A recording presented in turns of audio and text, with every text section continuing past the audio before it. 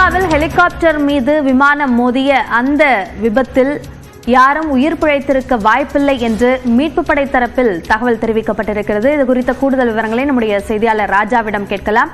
ராஜா, இப்ப மீட்பு படை தரப்பில் என்னென்ன தகவல்கள் சொல்லப்பட்டுள்ளன?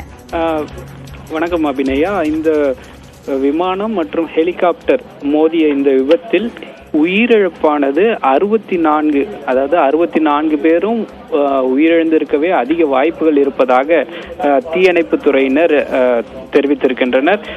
அங்குள்ள மூத்த தீயணைப்பு அதிகாரி ஒருவர் சற்று முன்னதாக செய்தியாளர்களிடம் பேசியிருந்தார். அப்போது இதுவரை ஒருவர் கூட உயிருடன் மீட்கப்படவில்லை என்று தெரிவித்திருக்கிறார். 64 பேர், விமானத்தில் 64 பேரும், ஹெலிகாப்டர், ராணுவ ஹெலிகாப்டரில் 4 பேரும் சென்றிருப்பதாக முதற்கட்ட தகவல் வெளியானது. தற்போது அந்த போட்டோமேக் என்ற நதிக்கு மேலே இந்த விபத்தானது நடைபெற்ற போது அங்கிருந்த மீட்பு படையினர் துரிதமாக செயல்பட்டு அங்கு எவரேனும் உயிருடன் இருக்கிறார்களா என்ற ஒரு கள ஆய்வை மேற்கொண்டிருக்கின்றனர். ஆனால் அங்கு தற்போது காலநிலை சீராக இல்லை என்பதால் அங்கு மீட்பு பணிகளில் சற்று தாமதம் ஏற்பட்டிருக்கிறது. இதுவரை ஒருவர் கூட உயிருடன் மீட்கப்படவில்லை என்பதே தற்போதைய புதிய தகவலாக இருக்கிறது.